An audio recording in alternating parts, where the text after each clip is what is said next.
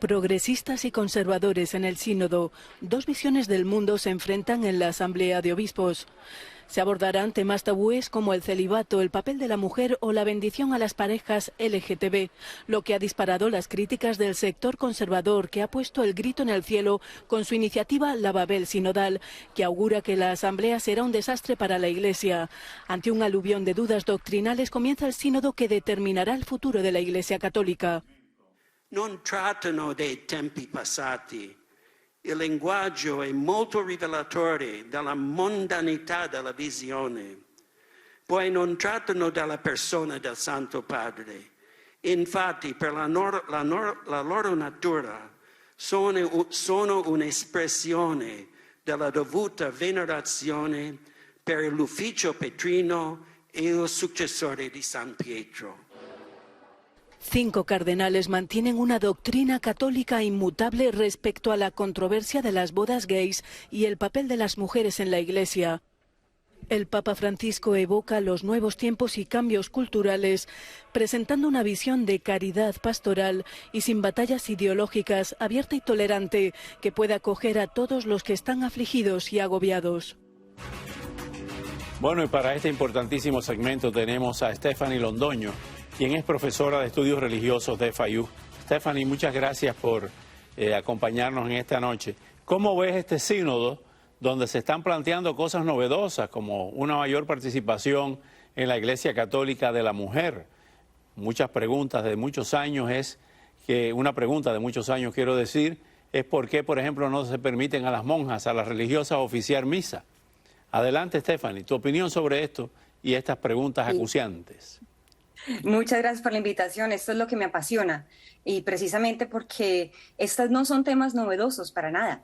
Son novedosos yo creo que para nosotros y porque lastimosamente, como bien dices, son temas tabús, no porque no se deban tocar, sino porque no sabemos cómo tocarlos. Y son temas que simplemente han estado desde el mero comienzo de lo que es el movimiento cristiano, desde sus inicios como una secta judía. Pero nuestra sociedad, lastimosamente, gracias a una amnesia que tenemos, que hemos recibido de no saber cómo navegar los textos sagrados, en este caso la Biblia, y de delegarle la interpretación de esos textos sagrados que influencian y que marcan obviamente la manera como describimos quién es humano y cómo las relaciones sociales se deben mantener en una sociedad cívica. Entonces lo que pasa es que, claro, los clérigos o las iglesias como instituciones tienen este monopolio de interpretar cuando esto ha sido parte absolutamente de la gente, es parte de una discusión, siempre es un diálogo y por eso el mismo texto sagrado, como vemos en la misma Biblia, es una Biblia plural, o sea, tenemos 4 diferentes evangelios. Las cartas de Paul, por ejemplo, son cartas que son a diferentes comunidades con preguntas muy específicas de cómo experimentar la cristiandad.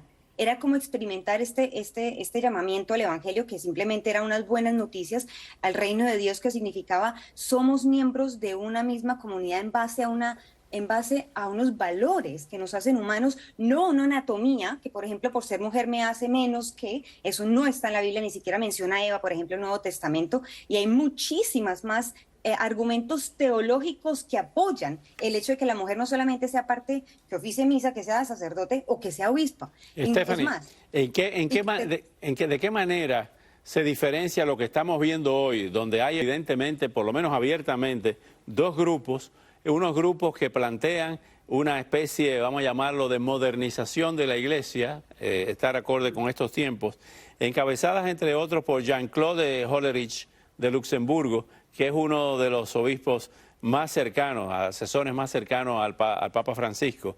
Está el conservador, el tradicional, el cardenal Gerhard Müller, incansable defensor de la tradición y de las doctrinas católicas.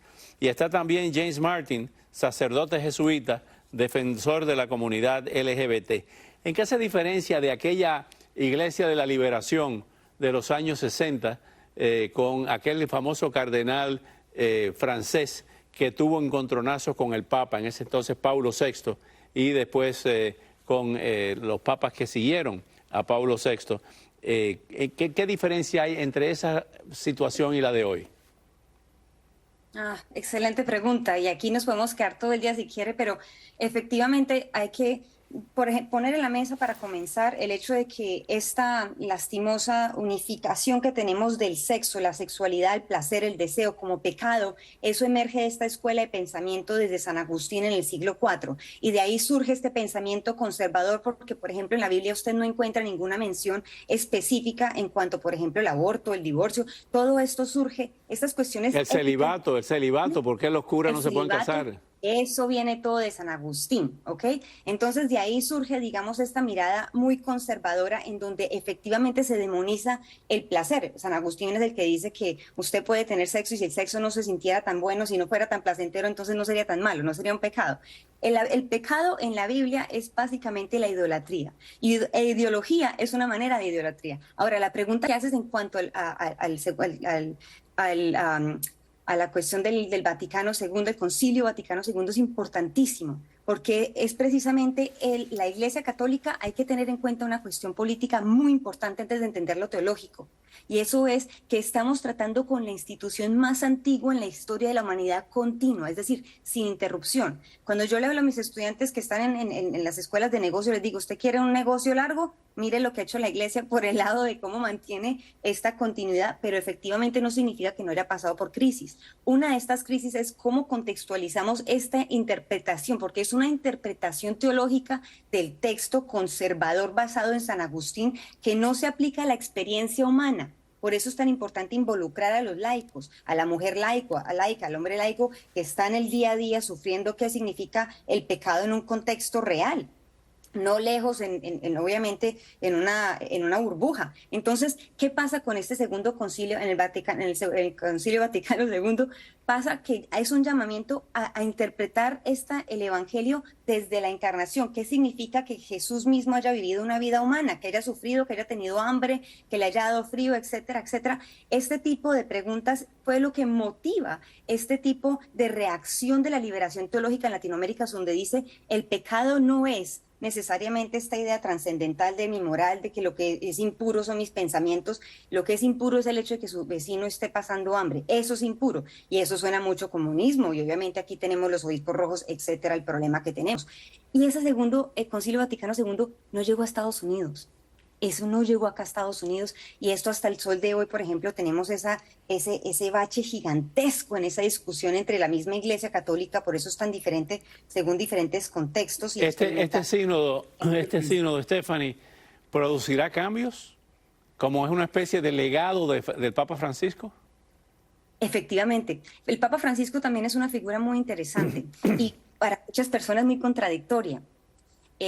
Y yo creo que tiene que ver precisamente con esa tensión que tiene que haber en esa iglesia entre continuidad y cambio, continuidad y cambio. Y el Papa Francisco, yo me atrevo a decir inclusive que es el único papa que ha tenido la Iglesia Católica que se asemeja un poco más con sus reservaciones, obviamente con muchas reservaciones, al Evangelio. En otras palabras, es el papa más liberal que hemos tenido. El único, ni siquiera el más liberal, perdona, es el único papa liberal que ha tenido la Iglesia Católica que se asemeja más a la controversia social que implica el llamamiento del Evangelio de decirle sí al extraño. ¿Y quién es el extraño? Es obviamente aquella persona que no se asemeja, digamos, al orden social que tenemos en ese momento. Por ejemplo, para Jesús era una cuestión de familia, era de sangre, de ser judío, y él está diciendo que sí a un montón de gente que viene de afuera, a la samaritana, etcétera, criminales. El tema del celibato, ¿crees que finalmente se permitirá a los sacerdotes? Ya existe en la Iglesia Episcopal, por ejemplo. En la Iglesia Católica, Apostólica y Romana pudieran retomarse, porque hace muchos siglos los curas los sacerdotes se podían casar. ¿Crees que eso se volverá a permitir? Crear familia, casarse y crear familia. Yo creo que más allá de una opinión, yo creo que es algo de sobrevivencia. Yo creo que será una pregunta que viene a tener un poco más de presión, ¿sí? En cuanto a la Iglesia empieza a medir un poco más qué tanto puede sobrevivir con la teología que tiene actualmente. Yo no creo que es sostenible. Entonces, una respuesta medio simple, muy superficial a esto, yo diría que no es sostenible, digamos, mantener una iglesia liderada por simplemente el celibato, y quiero llamar una vez la atención a decir que esto no son ideas nuevas, es más, la iglesia católica significa universal y por ende es una iglesia que ha mantenido esta continuidad dando diferentes opciones a diferentes personas según sus capacidades. Si usted es una persona intelectual, hágale con los jesuitas. Usted es una persona que puede predicar, entonces vaya, o le gusta la acción social, váyase con los dominicanos, etcétera. Y así mismo yo creo que debe pasar también con, si empezamos a tomar la cuestión del a darles esa posición sagrada a nuestra experiencia y articulación sexual del placer, del deseo, tenemos que incluir también esta capacidad del laico como líder en la iglesia, pero también, digamos, a los sacerdotes de poder tener familias, entender de qué se trata tener familia en este mundo y predicar la palabra, absolutamente. Stephanie, pudiéramos estar toda la noche y muchas noches conversando sobre esto. Gracias por estar en el programa y seguiremos tratando este tema en los días subsiguientes. Muchas gracias. Al volver estará con nosotros el popular actor y director cubano, universal, todólogo, Alexis Valdés, con quien hablaremos del próximo estreno de su obra Si te mueres te mato y muchos otros temas. Pero antes la administración Biden anunció que reanudará las deportaciones directas de inmigrantes de Venezuela que lleguen y permanezcan en Estados Unidos de forma ilegal. Veamos. Estados Unidos anunció el jueves que alcanzó un acuerdo con Venezuela para la repatriación directa de venezolanos a su país.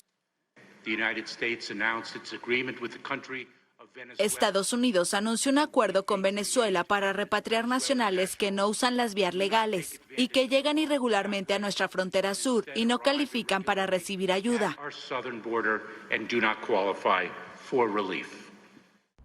En los últimos meses, los migrantes venezolanos son buena parte de los que han sido detenidos en Estados Unidos en la frontera con México. Washington expulsará a los venezolanos que hayan llegado después del 31 de julio. Quienes ingresaron antes se pueden acoger al programa, que permite a casi 500,000 tener residencia y trabajo por 18 meses. Por su parte, el presidente de Venezuela, Nicolás Maduro, confirmó que se suscribió un acuerdo que permite la repatriación ordenada, segura y legal de ciudadanos de su país a través del programa Vuelta a la Patria. El gobierno venezolano está sometido a sanciones de Washington y afirma que